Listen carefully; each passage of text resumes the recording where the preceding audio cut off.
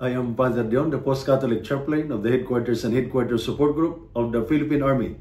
And this is Salita ng Diyos, ang ating gabay.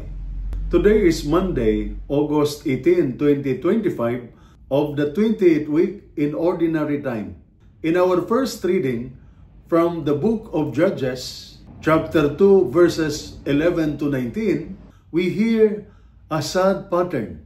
The people of Israel forgot the Lord, chased after idols, and ended up oppressed and broken.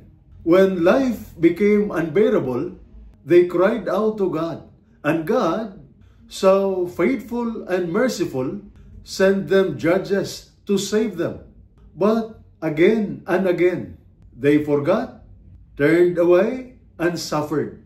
The same pattern shows up in our gospel reading. A young man asked Jesus, "What must I do to inherit eternal life?"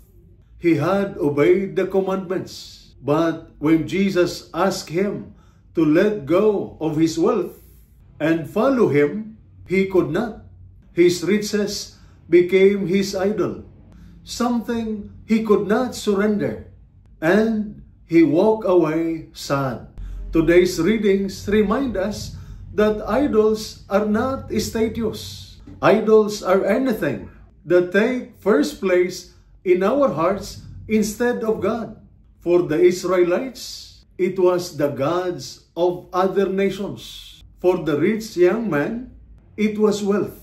For us today, it can be money, power, career, gadgets, addiction, or even our pride.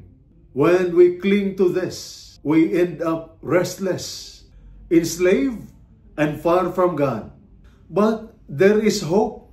Just as God never abandoned Israel, He never abandons us. He calls us back through Jesus, who invites us to follow Him, not halfway, not with conditions, but with our whole heart. Eternal life is not found in possessions, achievements, or pleasures. It is found in putting God first.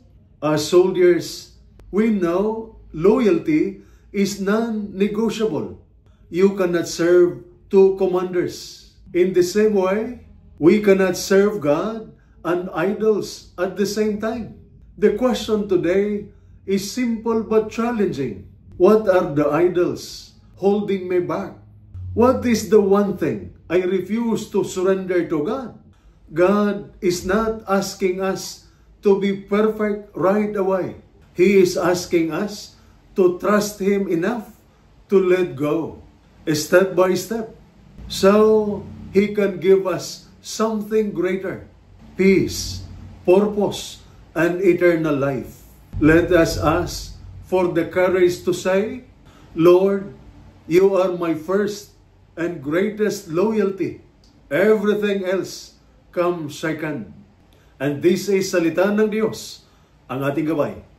Let us pray. Lord, You are our strength and our shield.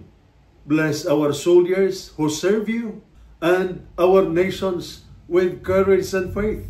Free them from anything that takes Your place in their hearts, so that You alone may be their first love. Bless their families who support them with love and sacrifice, and grant them peace, protection, and hope each day. Amen. And may the Almighty God bless you and your family, the Father, the Son, and the Holy Spirit. Amen.